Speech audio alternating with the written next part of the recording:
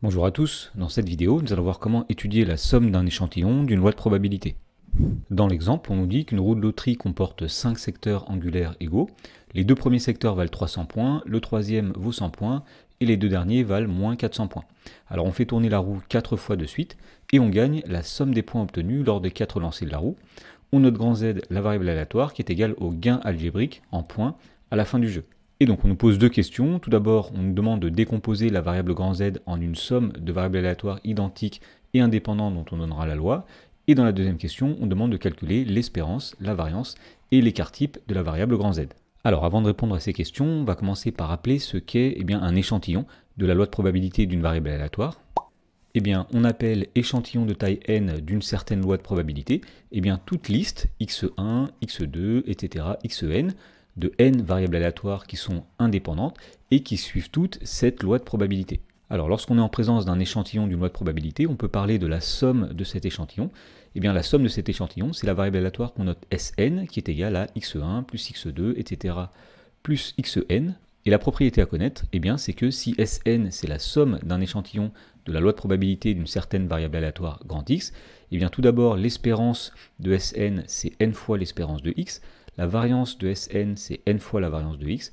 Et enfin, l'écart type de Sn, c'est racine carrée de n multiplié par l'écart type de grand X. Alors, si on revient à l'exemple, on est en présence d'un échantillon de taille 4 de la variable aléatoire qui, à un lancer, associe le nombre de points obtenus.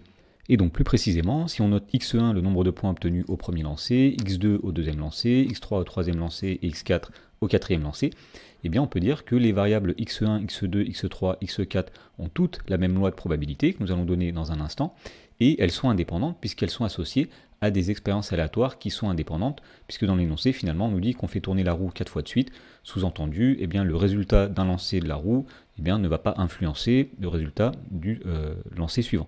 Voilà, donc les variables x1, x2, x3, x4 sont indépendantes, et ont toutes la même loi de probabilité que nous allons donner dans le tableau ci-contre.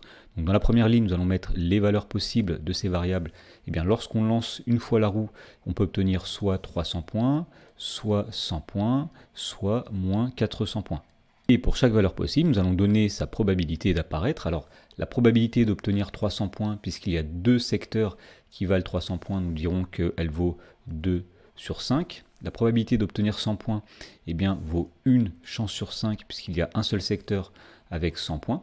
Et on nous dit que les deux derniers secteurs valent moins 400 points, donc la probabilité d'obtenir moins 400 points est de 2 sur 5.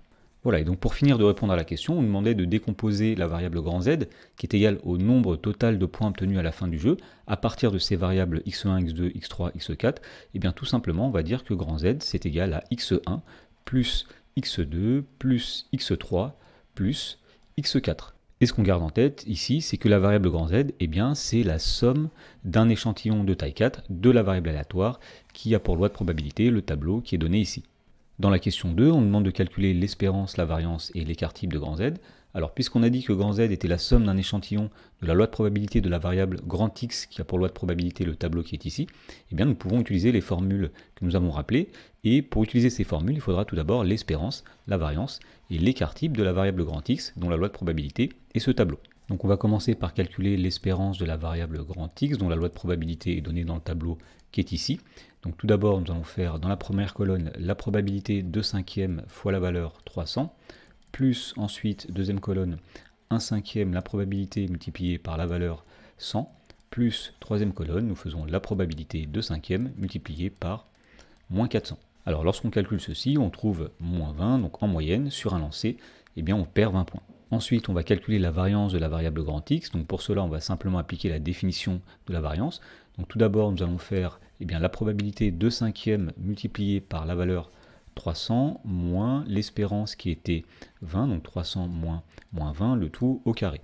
Ensuite, on s'occupe de la deuxième colonne, nous allons mettre plus la probabilité qui est 1/5, multipliée par la valeur qui est 100 ici, moins l'espérance, c'est-à-dire moins 20, le tout au carré. Et pour finir, dernière colonne, nous allons mettre la probabilité 2/5 multipliée par la valeur qui est moins 400 ici, moins l'espérance, c'est-à-dire moins 20, le tout au carré. Et lorsqu'on calcule tout ça, on trouve que la variance vaut 101 600. Et pour finir, l'écart type de la variable grand X, eh bien, ce sera tout simplement la racine carrée de la variance par définition. Autrement dit, c'est la racine carrée de 101 600. Et si on veut une valeur approchée, eh bien, on peut dire que l'écart type est à peu près égal à 318,75. Voilà, et maintenant qu'on a l'espérance, la variance et l'écart type de la variable grand X, qui correspondait au nombre de points sur un lancé, eh bien on peut en déduire, grâce aux formules, l'espérance, la variance et l'écart type de la variable grand Z, qui est la somme eh bien, d'un échantillon de la loi de probabilité de grand X. Donc tout d'abord, pour l'espérance de grand Z, eh bien, nous dirons, d'après la formule, qu'on fait la taille de l'échantillon, donc ici c'est 4, multiplié par l'espérance de grand X, c'est-à-dire que nous allons faire ici 4 fois moins 20, et on obtient moins 80 points. Donc en moyenne, sur 4 lancés, on perdra 80 points. Ensuite, pour avoir la variance de la variable grand Z, eh bien, la formule nous dit qu'on fait la taille de l'échantillon fois la variance de grand X. Donc c'est un échantillon de taille 4, multiplié donc par la variance de grand X, c'est-à-dire 4 multiplié par 101 600, et on obtient 406 400. Et pour finir, nous allons calculer l'écart type de la variable grand Z. Donc pour cela, la formule nous dit qu'il faut faire la racine carrée de la taille de l'échantillon, c'est-à-dire racine carrée de 4, multiplié par l'écart type de grand X.